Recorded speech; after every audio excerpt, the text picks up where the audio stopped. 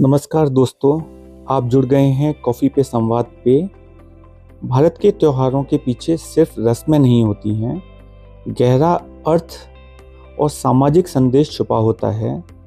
आज कॉफ़ी के साथ उसी अर्थ पर हम संवाद करते हैं। दोस्तों देखिए, ये रंगीन आकाश। आज हम बात कर रहे हैं भारत के सबसे प्राचीन और पवित्र त्योहारों में से एक मकर संक्रांति। ये त्योहार जो पूरे भारत में अलग अलग नामों से मनाया जाता है, लेकिन सबका सार यही है, सूर्य देव की आराधना और नई ऋतु का स्वागत। हिंदू प्राचीन मान्यता के अनुसार मकर संक्रांति का खगोलीय और धार्मिक महत्व बहुत गहरा है। संक्रांति का लिटरल मीनिंग इज संक्रमण। इस दिन सूर्य देव धनु राशि से मकर राशि में प्रवेश करते हैं और यही वह पल है जब सूर्य दक्षिणायन से उत्तरायण की ओर बढ़ते हैं। हमारे शास्त्रों में उत्तरायण को देवताओं का दिन माना जाता है। महाभारत में भीष्म पितामह ने उत्तरायण की प्रतीक्षा की थी अपनी इच्छा मृत्यु के लिए। दोस्तों, इस दिन पवित्र नदियों में स्नान का विशेष महत्व है। मान्यता है कि इस दिन गंगा स्वर्ग से धरती पर उतरी थी और राजा भगीरथ ने अपने पूर्वजों को मुक्ति दिलाई थी। इस दिन संगम में भी लाखों लोगों ने स्नान किया और पुण्य कमाया। लेकिन आप जानते हैं, इसके पीछे एक वैज्ञानिक कारण भी है। मकर संक्रांति शीत ऋतु के अंत में और फसल कटाई के मौसम का संकेत है। यह किसानों के लिए धन्यवाद और उत्सव का समय है। रबी की फसल जैसे गेहूं, जौ, चना तैयार होती हैं। इसीलिए यह त्योहार प्रकृति का, कृषि का और ज्योतिष का अद्भुत संगम है।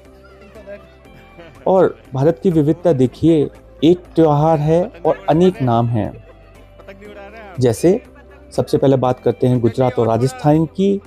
यहाँ पे इसे उत्तरायण या मकर संक्रांति के नाम से जाना जाता है।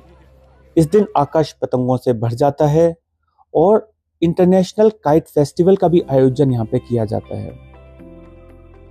तमिलनाडु में इसका नाम है पोंगल। ये 4 दिन का त्योहार है। यहाँ पे जो रेजिडेंट्स हैं मिट्टी के बर्तन में चावल और दूध उबालते हैं और जब दूध उफन कर गिरता है तो पोंगलो पोंगल की आवाज लगाते हैं।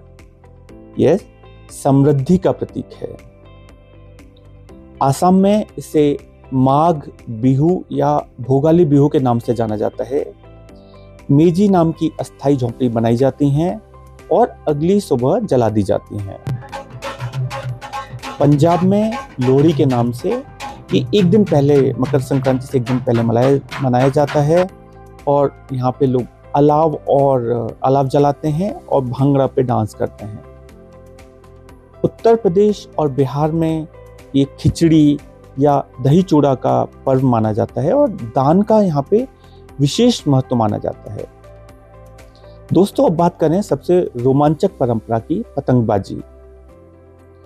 खासकर गुजरात में यह परंपरा जोश और उत्सव से मनाई जाती है। सुबह से शाम तक छतों पर लोग पतंग उड़ाते हैं और काटो वो काटा ये आवाजें सुनाई देती हैं। लेकिन पतंग ही क्यों?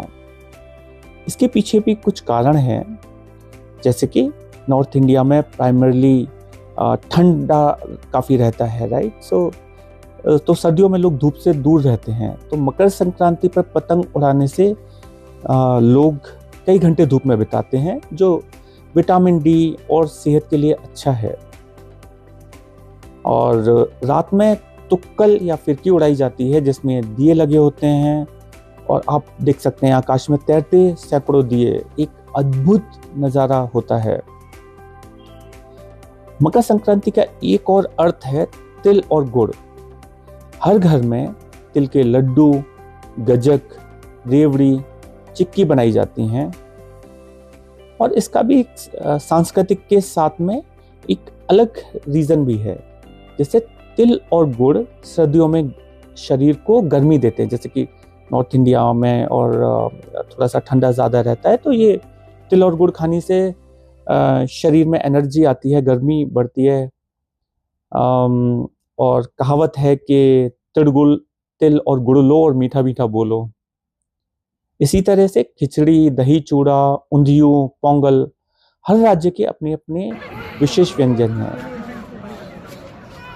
जैसा कि आप जानते हैं कि मकर संक्रांति पर दान का भी बहुत महोत्सव है, ये बहुत महत्व रखता है।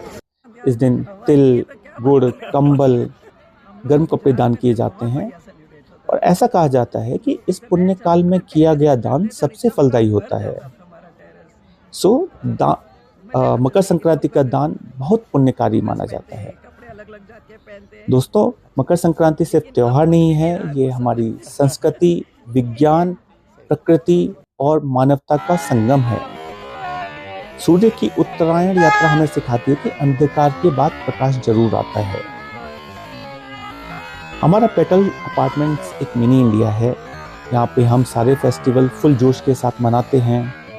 तो इस मकर संक्रांति आप देखिए हमने कैसे ये मनाया। यहाँ पे काइट फ्लाइंग, तिल गुड़, दान और मीठा मीठा बोलकर सभी को मकर संक्रांति की शुभकामनाएं। धन्यवाद।